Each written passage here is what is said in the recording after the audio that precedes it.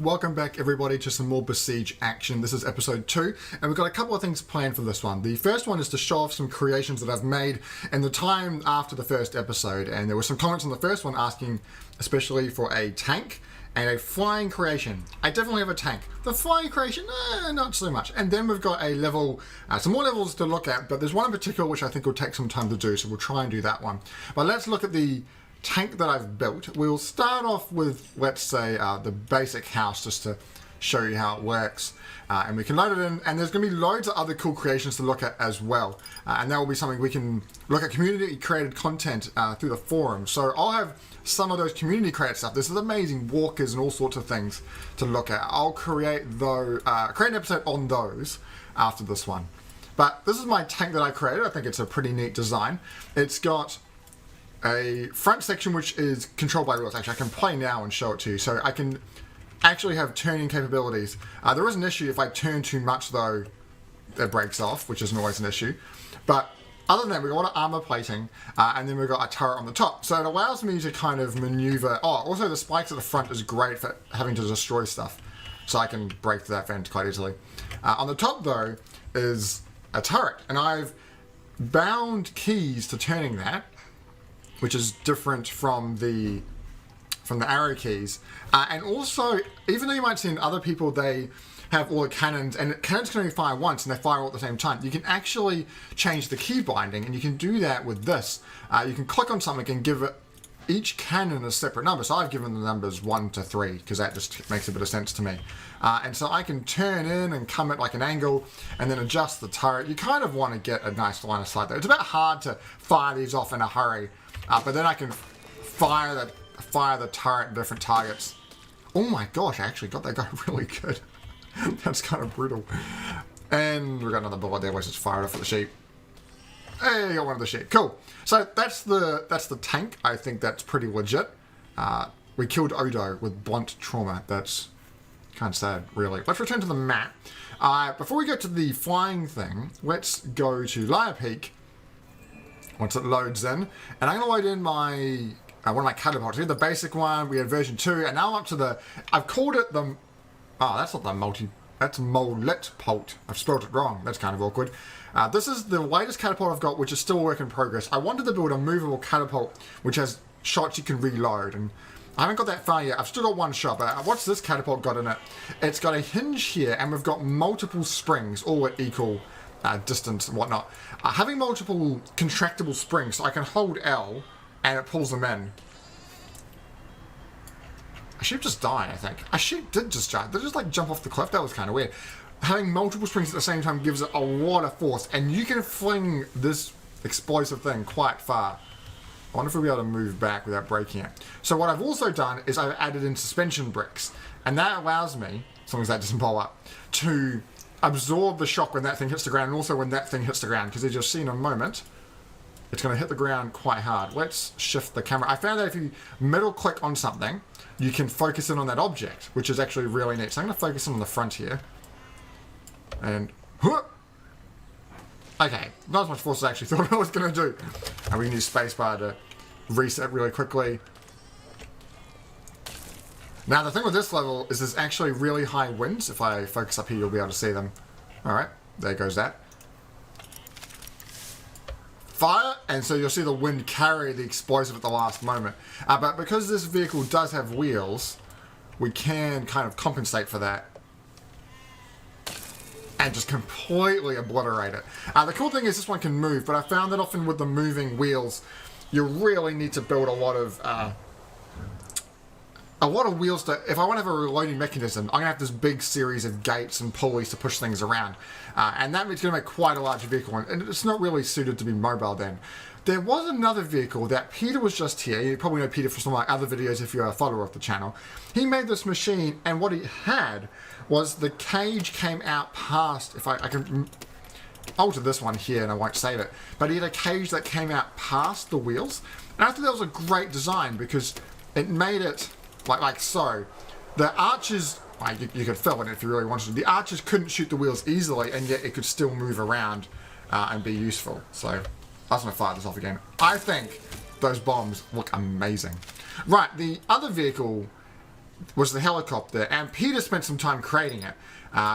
Flying in this game is really hard. I've seen some people using flying, and it kind of works. There's a couple of different flying mechanisms. There's the flying block, so when you hold O, they generate lift. There's the propeller, in which I would presume you put on top of the spinning block. And we've kind of experimented with it. Peter was trying a long time with it, and he had on top of a vehicle, like up the top here, and was trying to make it like a helicopter, like kind of like this layout, but there wasn't enough lift. And you put spinning blocks on top of spinning blocks to generate a lot of lift, but it still wasn't enough. So we're still tweaking with that. And I've seen some people create planes with the wings and whatnot, but they've just had these things on top. I want to see if I can create a proper plane, but I just don't think there's enough lift with the components so far. But anyway, we've got this thing. This thing flies. What is it? It's just like 4 wooden struts coming out. You may notice it's not symmetrical, and the reason why that is that end is the heavier end. It's out a bit further, which gives us a direction to go in. And because I know that the wind's going to be going in a certain direction, I'm going to put that way. Now, we need to do some damage, so we put a bomb on the top. That's not connected, and it's just being held in a holder. So if I hold O, I can kind of, wind, and that wind just pushes off in that direction. So this is where the fun comes in. Let's try and get it into the machine. Come on, and gun it! Oh, we nearly got it. We knocked most of it off. How about we switch to Peter's version 2? Let's drop this down a bit lower. More lift and more bombs. So what could go wrong? Let's translate this again over to the far side. And you might have noticed something else on the front of it, but we'll come to that in a moment. Oh my goodness. We think there's an issue here with the wind exploding the bombs. But what I'm going to show you actually, this was built for another level in particular, and that was Highland Tower. Highland Tower is this tower. You need to destroy 80% of the tower, and the tower is quite long, but probably what you'll notice is that there's some other guys here. There's some archers. There's these little wee archers here. They look so cool. Actually, they're not touching the ground. Developers, the archers aren't touching the ground here, just FYI. So we've built this thing, more bombs, but there's flamethrowers on the front. And the flamethrowers are Y and O. Okay, let's see if I can manage this, because they fire. Oh, we lost all view of it. Let's come into like this kind of view here. This should be much better. Okay. We fly up, but we also burn the men on the way past. Okay, we missed completely. I think it's because, yeah, we're missing the tower completely. Let's move over to the left. Oh, the men are going to fire. And if you'll probably see, if the arrows hit the bomb, it's game over. Oh, like that. But, see, the flamethrowers, that's why the flamethrowers are there. You can shoot the archers down. Gun it. There we go. Well, we got some of the tower. Not too much of it. But it's a pretty crazy flying creation. It's not that effective at destroying stuff, but it's an interesting idea, and we'll come back to it later. I'll also look at some of the community levels to see how they've done it. But what we're going to do now is we're going to look at this level in particular. So I've got the next 2 unlocked, and then there's 2 more after that, which I need to unlock. This one here is kill a lot of sheep. That's all right. This is the one that I want to look at, because this one's going to create a bit of thought, and we'll need to delete Peter's machine to do this one. The aim of this is to steal and deliver 1 wood pile. Hint, use the grabber. So we've got this wood here. We need to grab a piece of wood, lift it up onto this platform, push it out, and drop it onto it. So what I want to do, right, let's get comfortable. Let's focus on our block. Let's see how quickly we can build this. I'm going to build a kind of like a forklift. How wide is that block? It possibly could fit in there. Let's go 1 more out. Like so. And then forklift style out the back. Where all the weight's going to be, because it needs to hold up this bit of wood. But we need to... Okay, what we're going to do is we're going to have... Where is power? We're going to have a piston. We're then going to have...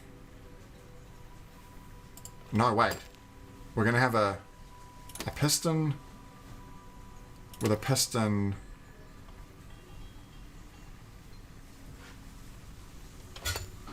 We're going to go out.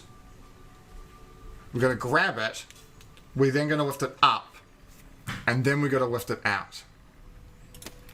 Okay, this will work, I think, if I get the keys right. Let's try it out. So let's get the key parameter thing. Let's stick this one as 1. Actually, let's do a 1 on the numpad. That would make it a lot easier. This one is 2. And the grabber detach, we'll set that one to 3 just so they're all together. So this is not going to do much, but...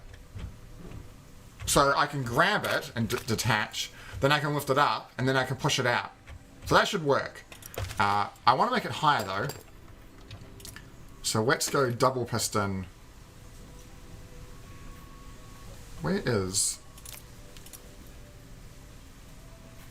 Oh no, that's right. Double piston, double piston. But does that push the piston up or the block up? That's where I get confused. Some of them have like this little plate. If I play this. Okay, the block goes up. The spring comes out of the block. Like, hey! That looks pretty cool. Let's go grab it onto the end of that. And we'll set this to 3. Okay, so this is going to be up. That's not needed.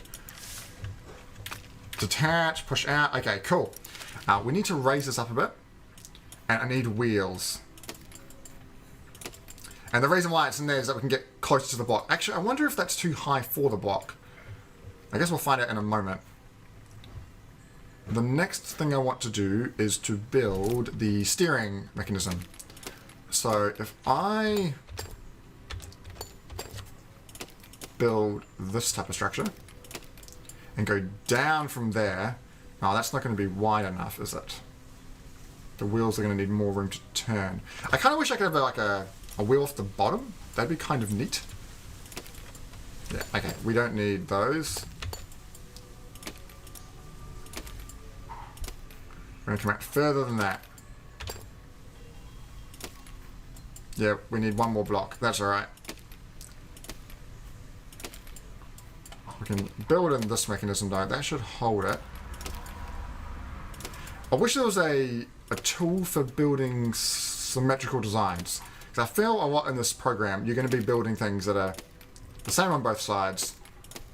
Why don't we just make it easier and have that in the game? Okay, cool. So let's set this back on the ground. Cool. Okay, so we've got some type of... We can actually turn in quite interesting patterns. Let's come up to this block and see if we can grab it. Actually, we can probably... If we get this little one now, we can probably do it. Oh, we have got it. Okay. That grabber is very strong. So let's turn around. Get lined up. Okay, these people are running for their lives. So 1, no, 2, oi! We've seemed to... Oh! We got a success from that. Okay, I'm not taking it though. We're going to do this properly. We need another one of these babies. No, another one of those. We need another one of these. That's suspension. We need another one of these. There we go. And then the grabber on the end of that. I feel like that wasn't a very good victory. There's something in there. There's a grabber in there accidentally. The grabber was 3 and the pistons were 2. So 2, yeah, that's definitely going to do it. I kind of want to make it stick out further as well. We'll just go with this. All right. Oh, I'm accidentally clicking on things all over the show. I would have built like a full frame around this, but I feel like the weight at the back is needed. We probably should have gone for the one that was closest to us. Is needed because when you hold it up, there's a lot of counterweight. It wants to really pull forward. Just turn this round. Oh, now I really have an issue. We need to grab it lower. Or we grab it from the top. Could that work? I want to get a good victory with this.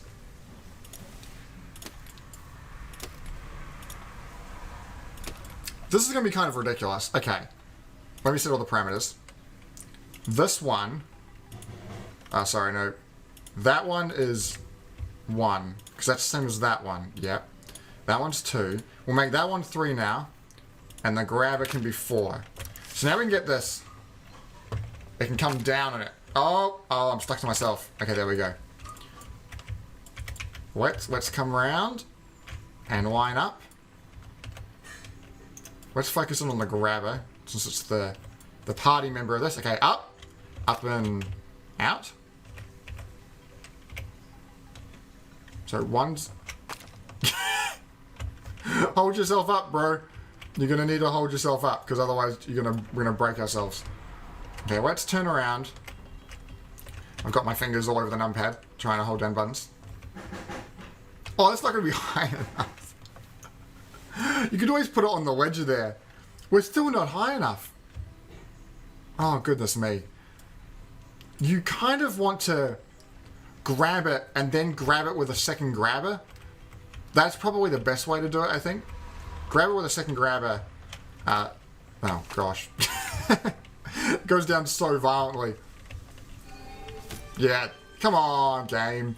You need to have the point out a little bit further, I think. There was no point to bring that one down, though.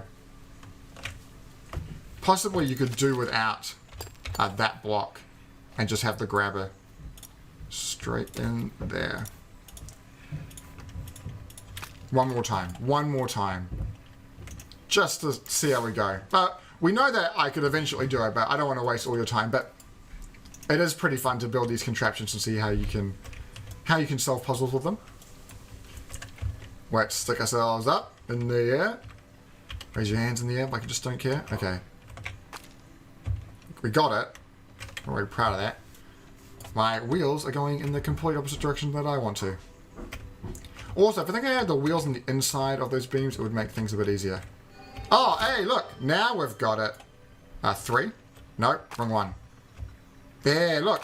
Hey, that's what we needed. Cool. Well, that's the zone conquered.